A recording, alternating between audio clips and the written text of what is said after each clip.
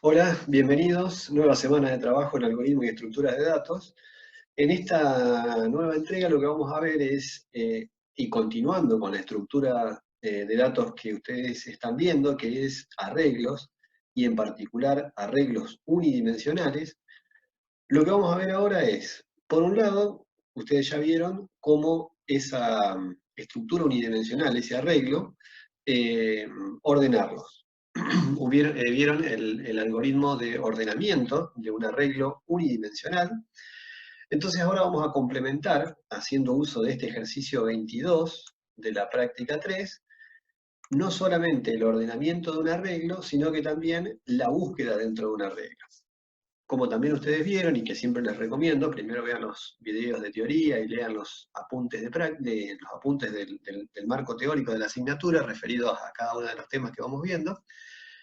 Ya deben haber visto que, por un lado, tienen un algoritmo de ordenamiento de estos arreglos y por el otro lado la forma de buscar en los mismos. Y para buscarlos tienen dos alternativas. Una búsqueda secuencial, que la pueden aplicar a cualquier tipo de arreglo.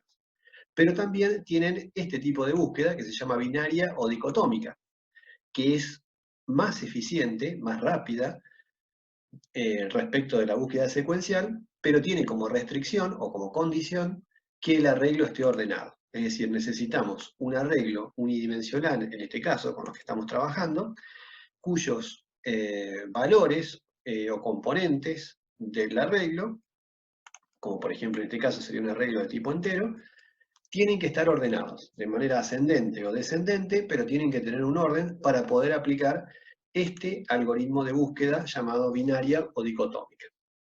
Entonces, vamos a resolver este ejercicio 22, donde trabajamos con dos listas, listas o arreglos unidimensionales o vectores, lo vamos a considerar como sinónimos, las llamamos B y W.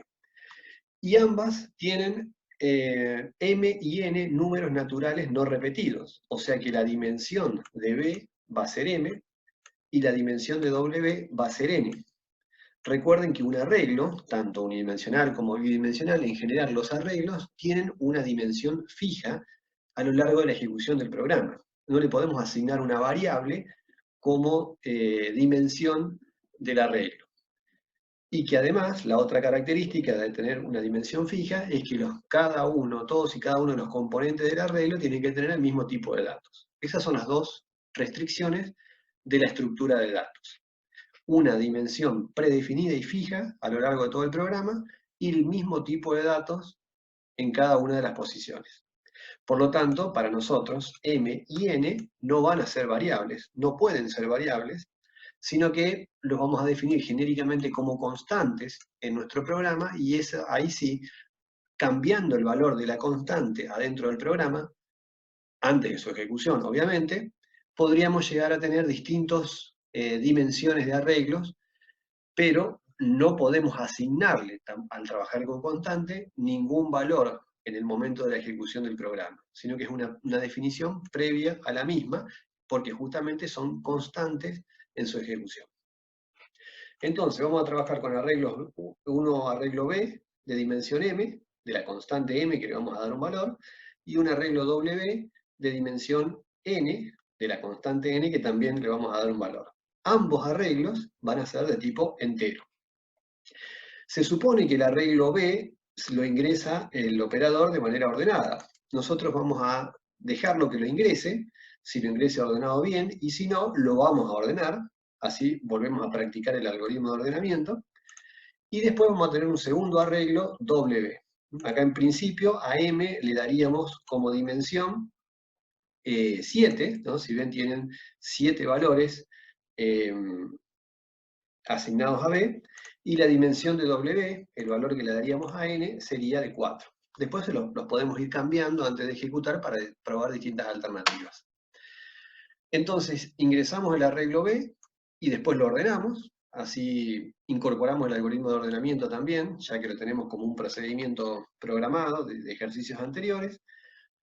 Ingresamos un algoritmo W, también lo vamos a hacer como una carga externa, no solamente como una asignación directa dentro del programa, y después la idea sería ir recorriendo este arreglo y por cada valor del arreglo W vamos a tener que venir a buscarlo al arreglo B. Como este arreglo B vamos a estar seguros de que está ordenado, cada uno de los valores de W lo podemos buscar no de manera secuencial en todo el arreglo, sino haciendo uso de la búsqueda binaria o dicotómica, que como ustedes ya saben es ir particionando, buscando al medio, de la posición media del arreglo, y depende si lo encontré o no, y cómo es el valor encontrado en la posición media respecto del buscado, voy redefiniendo los nuevos extremos para obtener una nueva posición media en la que buscar. De esa manera deberíamos reducir la cantidad de intentos de búsqueda, lo que hace a este algoritmo binario, de búsqueda binaria o dicotómica, más eficiente que la búsqueda secuencial. Pero por supuesto siempre nos tenemos que asegurar de que el arreglo B esté ordenado para ir buscando de a uno cada uno de los elementos del arreglo W. Entonces, si miramos el chapín, ¿cómo lo podríamos resolver? Por ejemplo, podríamos pensar en un programa principal donde, por un lado, cargamos el arreglo ordenado, ese arreglo B que estamos hablando. Después tendríamos que cargar el segundo arreglo, ese que puede estar desordenado. Le podremos decir carga desordenado, por darle un nombre, que es la carga del arreglo W. Y después vendría el tercer procedimiento, que consistiría en cada uno de los elementos de W, ir a buscarlos con búsqueda dicotómica adentro de cada uno de los, adentro del arreglo B, a ver si lo encuentra o no. Entonces, para cargar el primer arreglo, el arreglo B, yo le tengo que pasar ese arreglo, porque quiero que me lo cargue, y también le tengo que decir de cuántas posiciones es, para preparar la carga en dicho arreglo. Y eso lo voy a tener definido en mi constante M. Cuando haga la carga del segundo arreglo, que va a tener una dimensión diferente, le paso el arreglo W, que lo tengo previamente definido, y de qué dimensión es para preparar la carga de dicho arreglo. Y al final tengo que pasar un último procedimiento donde le transfiero como parámetros el arreglo B ya cargado y ordenado. Esa carga y ese ordenamiento lo voy a tener que hacer en este primer procedimiento. Entonces le paso el arreglo B cargado y ordenado y la cantidad de elementos que tiene, el arreglo W que ya fue cargado y la cantidad de elementos que tiene, para que dentro de este tercer procedimiento recorramos de a uno los elementos de W y lo busquemos en B por medio de la búsqueda dicotómica. Si miramos la declarativa de variables, tenemos hasta ahora dos arreglos, B y W, y dos constantes.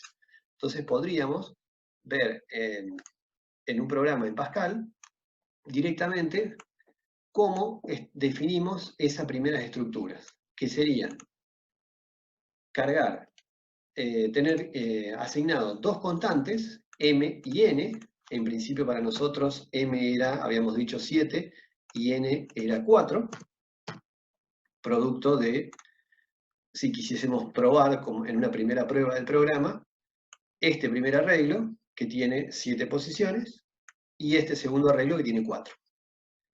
Entonces necesitaríamos definir dos constantes, m y n, dos tipos de datos, tenemos dos arreglos, que serían de 1 a m y de 1 a n, de tipo entero, donde este primer arreglo es el tipo de datos de B, y W va a ser de tipo de datos arreglo 2.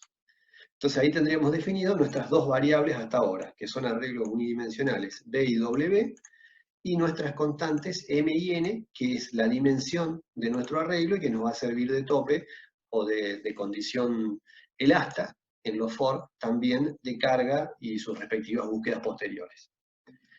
Bueno, con esa declarativa de variables es que podríamos tener nuestro primer algoritmo principal, que es el que estábamos viendo recién, y ahora vamos a ver en detalle en qué consistiría carga ordenada y carga desordenada. Entonces, el algoritmo carga ordenado, le transfiero el arreglo B y la constante M, ese valor 7 que asignamos por ahora. Para recibirlo, en este subprograma de tipo procedimiento, lo vamos a recibir como un parámetro variable o de referencia, que yo acá le llamé A, que va a ser del tipo arreglo 1, el mismo tipo de dato que habíamos visto como lo definía B, y el tope de A, o sea, el tamaño de A, lo voy a recibir, el valor que me está enviando M.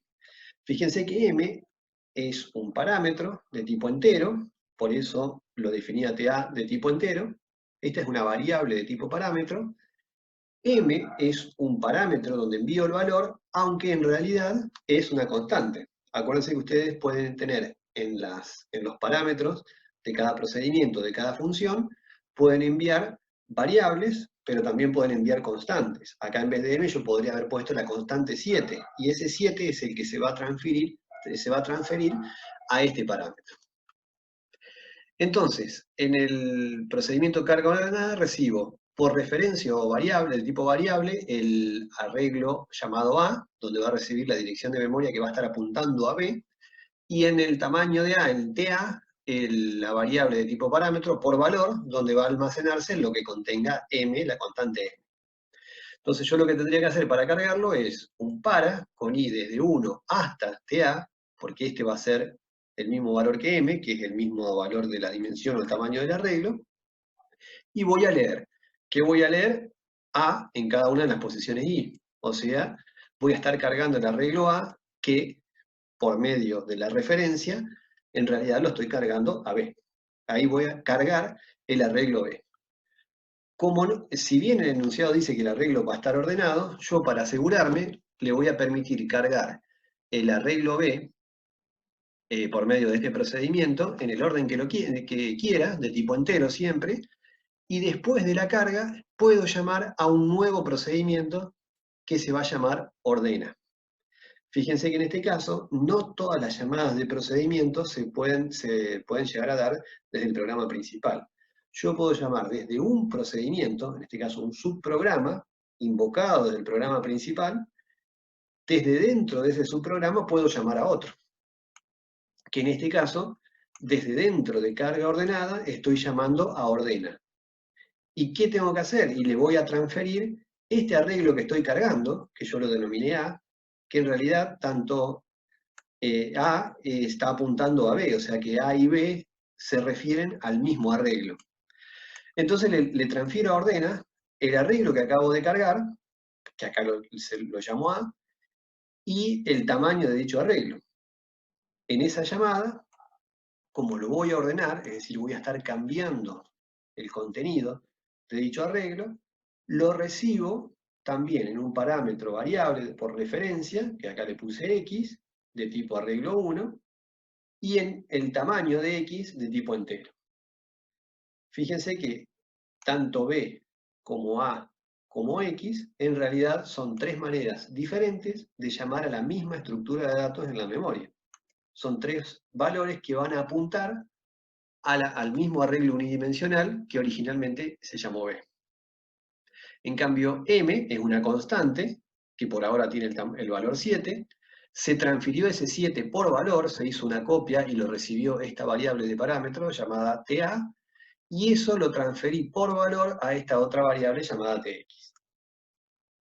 Entonces, ahora lo que tengo que hacer es ordenar. ¿A quién voy a terminar ordenando indirectamente? Al único arreglo definido hasta ahora, que en este momento con el que estoy trabajando, que es B. Entonces, lo que hago son, como ya conocemos el algoritmo de ordenamiento, dos para. El primer índice va desde la posición 1 hasta el tamaño de dicho arreglo menos 1. ¿Por qué? Porque vamos a usar el método de ordenamiento denominado falso burbuja. El segundo para, entonces, va a ir desde la posición siguiente a cada valor que vaya tomando I, hasta el final del arreglo. Y ahí voy comparando. Supongamos que lo quiero ordenar de manera ascendente, voy a preguntar si el valor que está en la primera posición, imaginándonos que I vale 1, entonces J va a valer 2. Entonces voy a estar comparando en la primera iteración que van a hacer estos dos for, la posición 1 del arreglo con la posición 2. Si llega a ser mayor lo que tengo en la posición 1 respecto de la 2, quiere decir que los tengo que intercambiar, porque estoy buscando un orden ascendente en este ejemplo. Entonces, para el intercambio, también acuérdense que vamos a usar una variable auxiliar. Guardo la primera posición del arreglo en una variable auxiliar para no perderla, y después sí, piso la primera posición con la segunda, a XY le paso a XJ, y a XJ, en la segunda posición, lo que guardé previamente en la variable auxiliar.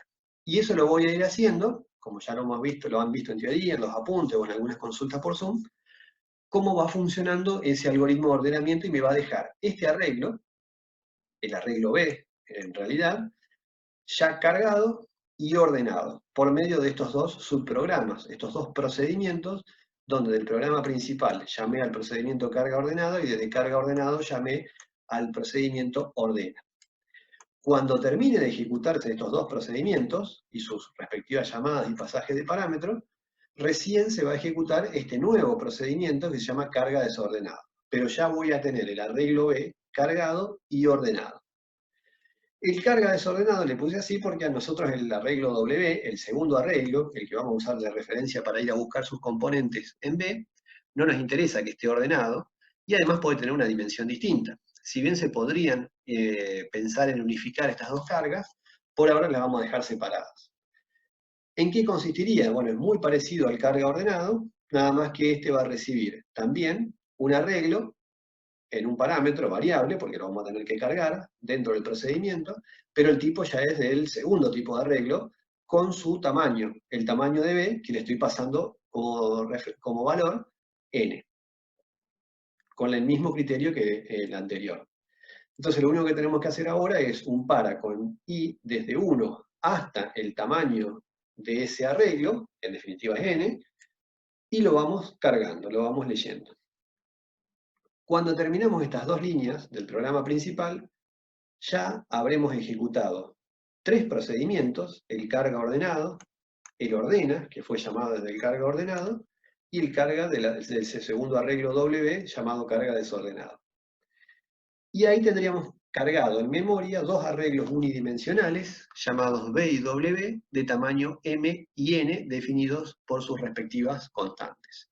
Entonces ahora lo que queda es el último paso, que es determinar para cada una de las posiciones del arreglo, de las n posiciones del arreglo W, a ver si existe o no en el arreglo B, y si existe, en qué posición se encuentra. Y eso es lo que debo informar acá adentro.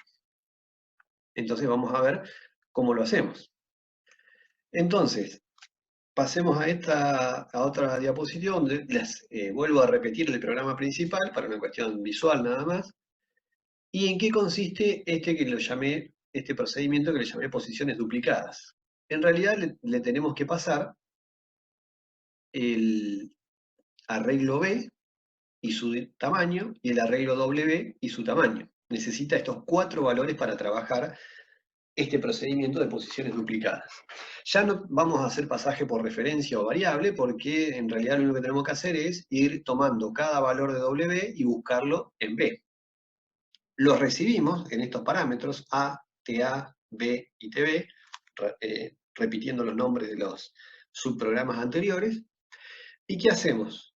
Y tenemos que recorrer el arreglo B, o sea, W, que lo tenemos copiado ahora en B. Entonces hacemos un para de I desde 1 hasta TB, que es el tamaño de ese segundo arreglo. Y lo que tenemos que hacer es, por medio de la búsqueda dicotómica, buscar cada uno de estos elementos, en este caso el primer elemento, que se llama BI, que es nuestro primer elemento para cuando I valga 1, del arreglo B, que en definitiva es la copia de W, y lo tenemos que buscar acá, en A, que es la copia de B. Entonces lo que vamos a usar es una función. Así practicamos también el concepto de funciones. Vamos a llamar a una función que va a buscar la posición, por eso se llama esta función buscaPos, donde le transfiero el A y su tamaño, que en definitiva son B y M, y este primer elemento. Y entonces esta función la voy a ir llamando tantas veces como elementos o dimensión tenga el arreglo W.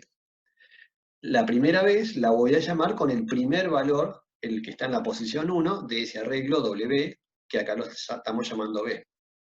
Llamamos a la función, le pasamos estos tres parámetros, Y ustedes, como saben, la diferencia principal entre un procedimiento y una función es que la función es un subprograma, pero que devuelve, tiene esa particularidad, devuelve un valor en su nombre.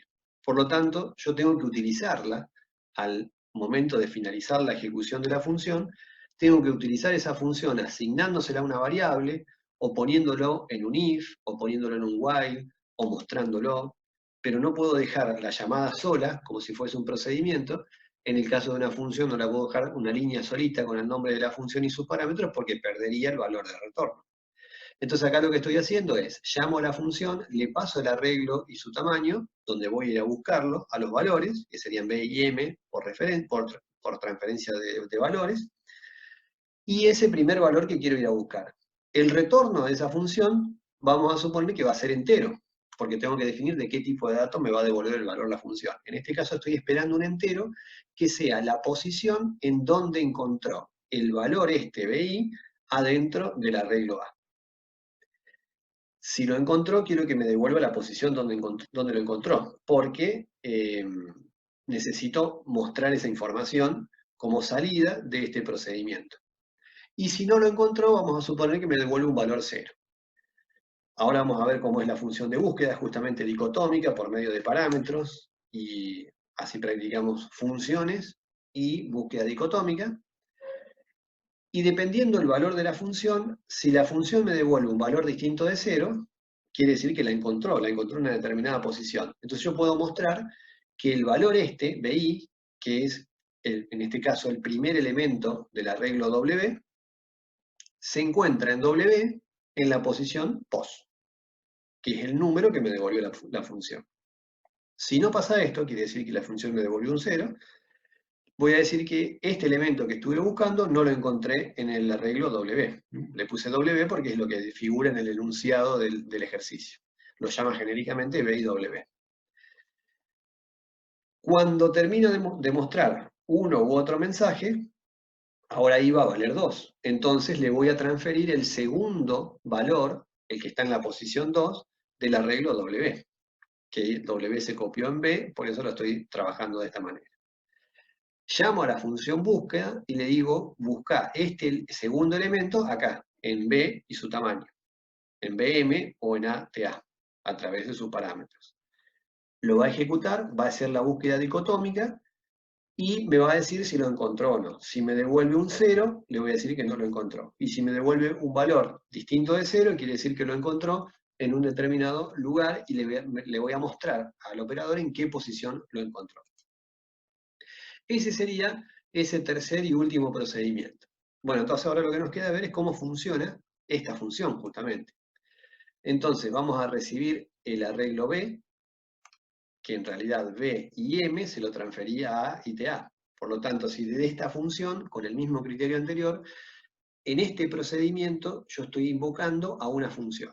Fíjense el camino, programa principal, 3 procedimientos. Desde este procedimiento invoco desde esta línea de código del programa principal, invoco a este procedimiento, posiciones duplicadas.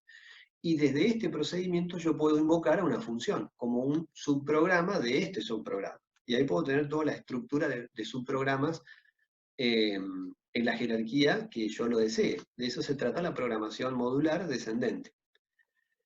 Entonces, llamo a esta función, la identifico, porque le pongo la palabra function, como para a nivel de Chapin darme cuenta que esto, me puedo dar cuenta de dos maneras, porque le puedo poner la palabra reservada de función o function, y porque además devuelve un valor. Esas son las dos características particulares donde yo puedo distinguir a un procedimiento, que acá le puedo poner procedure si quiero al procedimiento en Chapin, así como le pongo procedura, acá le puedo poner función, y además la particularidad es que la función siempre me va a devolver un valor que va a viajar a través de su nombre. Entonces, recibo los parámetros, como habíamos dicho, el B y el M, a través de A y TA, y este valor de BI, que es el que voy a ir buscando uno a uno dentro de la función. ¿Qué le pongo? Valor, que es el valor a buscar en esta variable de parámetro. Y sé que voy a devolver un entero.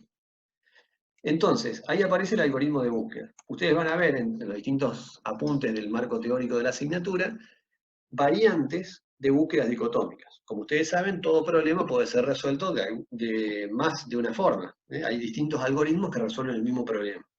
En el caso de las búsquedas es lo mismo, en el caso de la búsqueda dicotómica. Van a encontrar búsquedas dicotómicas con repetir, hasta, van a encontrar búsquedas dicotómicas con mientras, con el uso de banderas o marcas. Bueno, hay distintas maneras. Yo acá se los hice de una manera diferente a la que apareció por ahí en el apunte, o quizás lo encuentren también de esta manera, como para que vayan teniendo distintas variantes de cómo se resuelve. Ustedes eligen las que más les gusta, las que más se acuerden, las que les hace más fácil la implementación de la búsqueda dicotómica, y lo pueden implementar siempre que funcione, obviamente.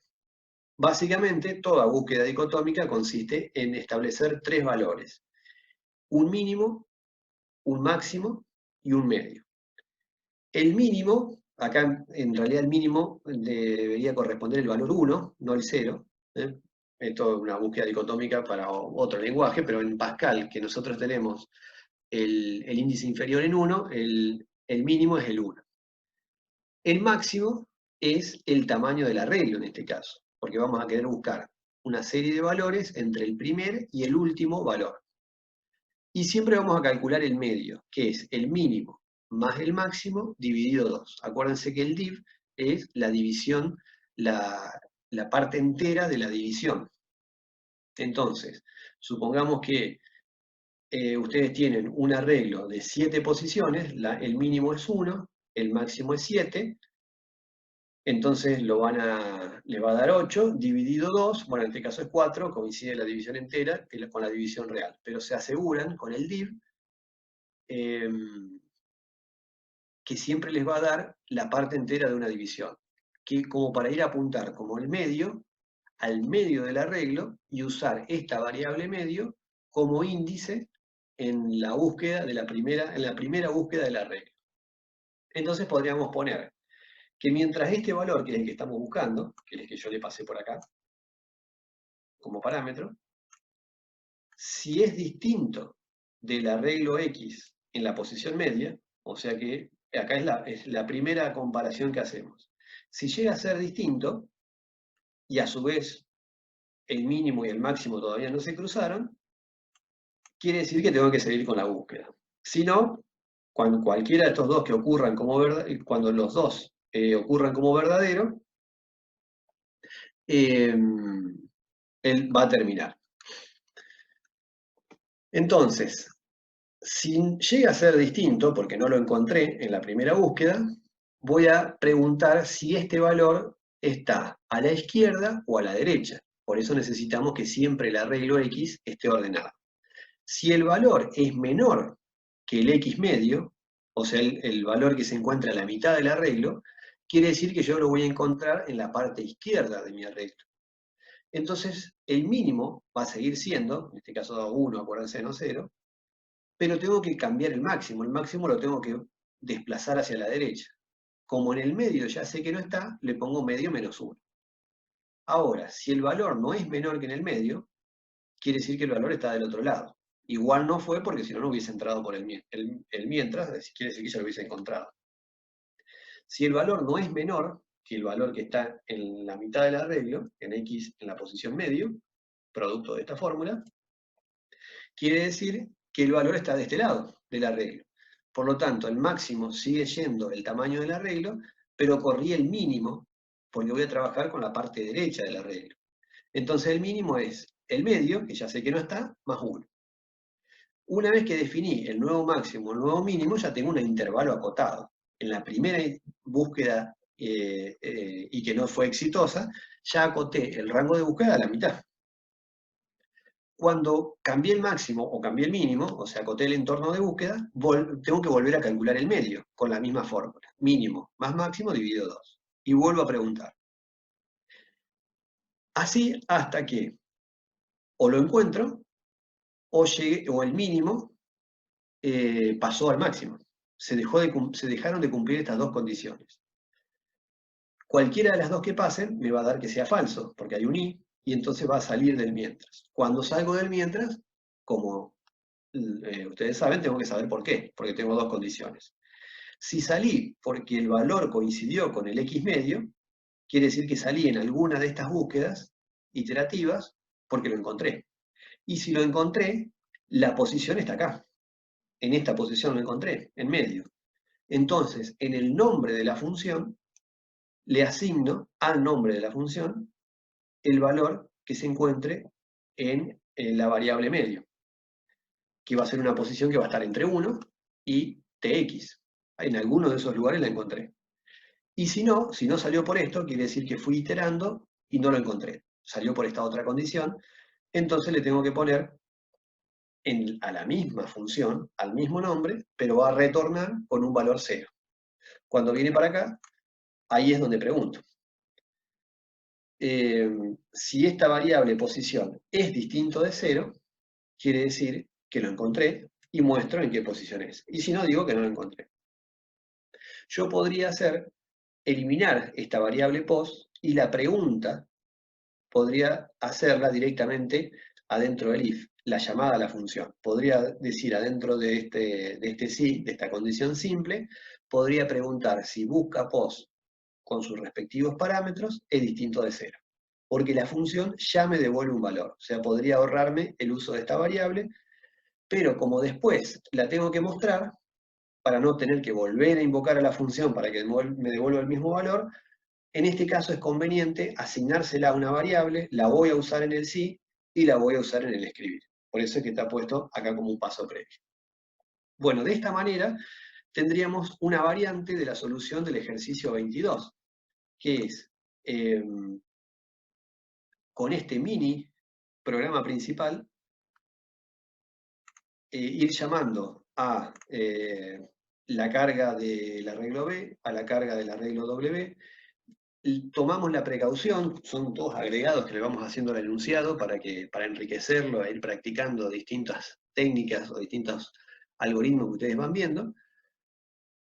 Le agregamos como particularidad a la carga del arreglo B una nueva llamada dentro del procedimiento carga ordenado para que vean que se puede llamar desde un procedimiento hacia otro. Y de esta manera lo ordenamos para asegurarnos por si el ingreso del primer arreglo B fue desordenado. Entonces, no solamente lo cargamos, hacemos una asignación externa del arreglo, sino que a su vez lo ordenamos. Acá solo cargamos el arreglo W y no nos interesa que esté ordenado o desordenado porque nosotros vamos a ir teniendo lo que recorrer para ver si existe o no en el arreglo B y en qué posición está.